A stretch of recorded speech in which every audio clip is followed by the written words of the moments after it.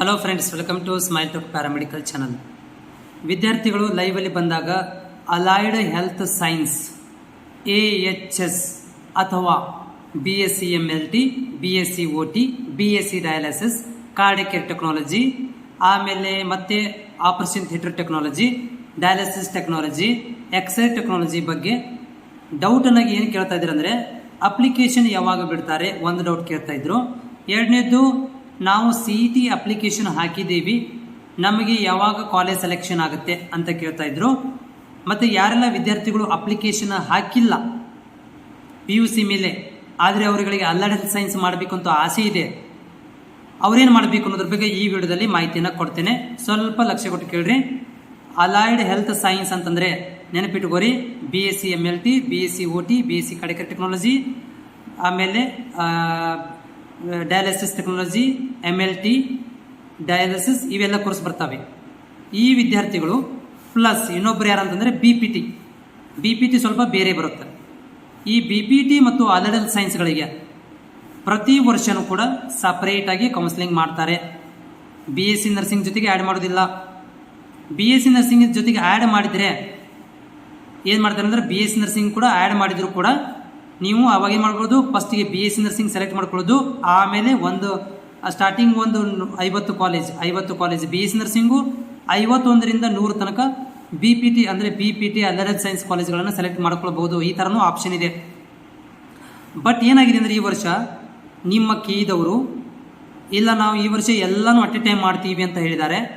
ಕಾದು ನೋಡಬೇಕಾಗತ್ತೆ ಯಾವ ರೀತಿಯಾಗಿ ಆ ಒಂದು ಪ್ರೊಸೆಸನ್ನು ಹಳ್ಳ ಹಿಡಿಸ್ತಾರೆ ಅನ್ನೋದನ್ನು ಕಾದು ನೋಡಬೇಕಾಗಿದೆ. ಬಟ್ BPT ಮತ್ತು ಅಲೈಡ್ ಹೆಲ್ತ್ ಸೈನ್ಸ್ ವಿದ್ಯಾರ್ಥಿಗಳನ್ನ ಹೇಳಕ್ಕೆ ಬಯಸ್ತೀನಿ, ಯಾರು KCET ಅಪ್ಲಿಕೇಶನ್ ಹಾಕಿದಿರಿ ಅಂಥ ವಿದ್ಯಾರ್ಥಿಗಳಿಗೆ ಮಾತ್ರ ಸಪ್ರೇಟಾಗಿ ರ್ಯಾಂಕ್ ನಂಬರ್ಗಳನ್ನು ಬಿಡ್ತಾರೆ. ನೆನಪಿಟ್ಟುಕೋರಿ, ಅಲೈಡ್ ಹೆಲ್ತ್ ಸೈನ್ಸ್ಗೆ ಈ ಸಲ ರ್ಯಾಂಕ್ ನಂಬರ್ ಬಿಟ್ಟಿಲ್ಲ, ಸಪ್ರೇಟಾಗಿ ರ್ಯಾಂಕ್ಗಳನ್ನು ಬಿಡ್ತಾರೆ. ಆ ರ್ಯಾಂಕ್ಗಳನ್ನು ಬಿಡೋ ತನಕ ನಿಮಗೆ ಕೌನ್ಸಿಲಿಂಗ್ ಸ್ಟಾರ್ಟ್ ಆಗೋದಿಲ್ಲ, ಆಪ್ಷನ್ ಎಂಟ್ರಿ ಬಿಡೋಂಗಿಲ್ಲ. ನೆನಪಿಟ್ಟುಕೋರಿ, ಎಲ್ಲಿ ತನಕ ರ್ಯಾಂಕ್ ನಂಬರ್ ಬಿಡಬೇಕು, ಹೌದಾ? ಆಮೇಲೆ BPT ಅವರಿಗೂ ಕೂಡ ಇನ್ನೂರಿಗೆ ರ್ಯಾಂಕ್ ನಂಬರ್ ಬಿಟ್ಟಿಲ್ಲ, ಅವ್ರಿಗೂ ಕೂಡ ಸಪ್ರೇಟಾಗಿ ರ್ಯಾಂಕ್ ನಂಬರ್ ಬಿಡಬೇಕು. ಈ ಎರಡೂ ರ್ಯಾಂಕ್ ನಂಬರ್ ಬಿಟ್ಟ ಮೇಲೆ ಕೌನ್ಸಿಲಿಂಗ್ ಮಾಡ್ತಾರೆ. ಯಾರು ಅಪ್ಲಿಕೇಶನ್ ಹಾಕಿಲ್ಲಲ್ಲ ಅಂಥ ವಿದ್ಯಾರ್ಥಿಗಳಿಗೆ ಏನಾದರೂ ದೊಡ್ಡ ಮನಸ್ಸು ಮಾಡಿ ಚಾನ್ಸಸ್ಸನ್ನು ಕೊಟ್ಟರೆ 2 ದಿನ ಟೈಮ್ ಕೊಡ್ಬೋದು ಅಪ್ಲಿಕೇಶನ್ ಹಾಕಲಿಕ್ಕೆ. ಅವ್ರನ್ನೂ ಸೇರಿಸಿ ಅವ್ರಿಗೂ ರ್ಯಾಂಕ್ ನಂಬರ್ ಕೊಟ್ಟು ನಿಮಗೂ ರ್ಯಾಂಕ್ ನಂಬರ್ ಕೊಟ್ಟು ಸಪ್ರೇಟಾಗಿ ಕೌನ್ಸಿಲಿಂಗ್ ಮಾಡ್ತಾರೆ. BPT ಮತ್ತು ಅಲೈಡ್ ಹೆಲ್ತ್ ಸೈನ್ಸ್ಗಳನ್ನು ಅಲ್ಲಿ ತನಕ ಕಾಯಬೇಕು. ಅಂದಾಜು ಎಲ್ಲಿ ತನಕ ಕಾಯಬೇಕು? BSc ನರ್ಸಿಂಗ್ ಕೌನ್ಸಿಲಿಂಗ್ ಮುಗಿಯೋ ತನಕ ಕಾಯಬೇಕು. BSc ನರ್ಸಿಂಗ್ ಕೌನ್ಸಿಲಿಂಗ್ ಯಾವಾಗ ಮುಗಿಯುತ್ತೆ? ಜುಲೈ ಮಂತಲ್ಲಿ ಕಂಪ್ಲೀಟ್ ಆಗುತ್ತೆ. ಸೊ ಜುಲೈ ಮಂತ್ ತನಕ ನೀವು ವೇಟ್ ಮಾಡಬೇಕು. ಜುಲೈ ಮಂತ್ ಎಂಡಿಂಗಲ್ಲಿ ಏನೋ ಬೇಗ ಮುಗಿಸಿದ್ರಪ್ಪ ಅಂದರೂ ಕೂಡ ನೀವು ಜುಲೈ ಮಂತ್ ತನಕ ಕಾಯಬೇಕು. ಯಾರು? BPT ಮತ್ತು ಅಲೈಡ್ ಹೆಲ್ತ್ ಸೈನ್ಸ್ ವಿದ್ಯಾರ್ಥಿಗಳು ಜುಲೈ ಮಂತ್ ತನಕ ಕಾಯಬೇಕು. ಅದಕ್ಕಿಂತ ಲೇಟೂ ಕೂಡ ಆಗ್ಬೋದು, ಅಲ್ಲಿ ತನಕ ಲೇಟು ಕೂಡ ಆಗ್ಬೋದು. ಸೊ ಹೀಗಾಗಿ ನೀವು ಅರ್ಜೆಂಟ್ ಮಾಡುವ ಹಾಗಿಲ್ಲ. ಇದು ಪ್ರತಿ ವರ್ಷ ಈ ಥರ ಪ್ರಕ್ರಿಯೆ ಇದೆ. ಇಲ್ಲ ಸರ್ ಲೇಟ್ ಆಗುತ್ತೆ, ನಾವು ಹೋಗಿ ಮ್ಯಾನೇಜ್ಮೆಂಟ್ ಸೀಟ್ ಅಡ್ಮಿಷನ್ ಮಾಡಿಸ್ತೀವಿ ಅಂದರೆ ಧಾರಾಳವಾಗಿ ಹೋಗಿ ದುಡ್ಡು ಕೊಟ್ಟು ಅಡ್ಮಿಷನ್ ಮಾಡಿಸ್ಬೋದು. ಯಾರಿಗೆ ಕಡಿಮೆ ಫೀಸಲ್ಲಿ ಪ್ರೈವೇಟು ಕಾಲೇಜು ಮತ್ತು ಗೌರ್ಮೆಂಟ್ ಕಾಲೇಜ್ ಬೇಕು ಅಂಥ ವಿದ್ಯಾರ್ಥಿಗಳು, ಅಲೈಡ್ ಹೆಲ್ತ್ ಸೈನ್ಸ್ ಮತ್ತು BPT ಮಾಡುವಂಥ ವಿದ್ಯಾರ್ಥಿಗಳು ವೇಟ್ ಮಾಡಬೇಕು. BSc ನರ್ಸಿಂಗ್ ಕೌನ್ಸಿಲಿಂಗ್ ಮುಗಿದ ಮೇಲೆ ನಿಮಗೆ ಸಪ್ರೇಟಾಗಿ ಕೌನ್ಸಿಲಿಂಗ್ ಮಾಡ್ತಾರೆ. ಓಕೆ.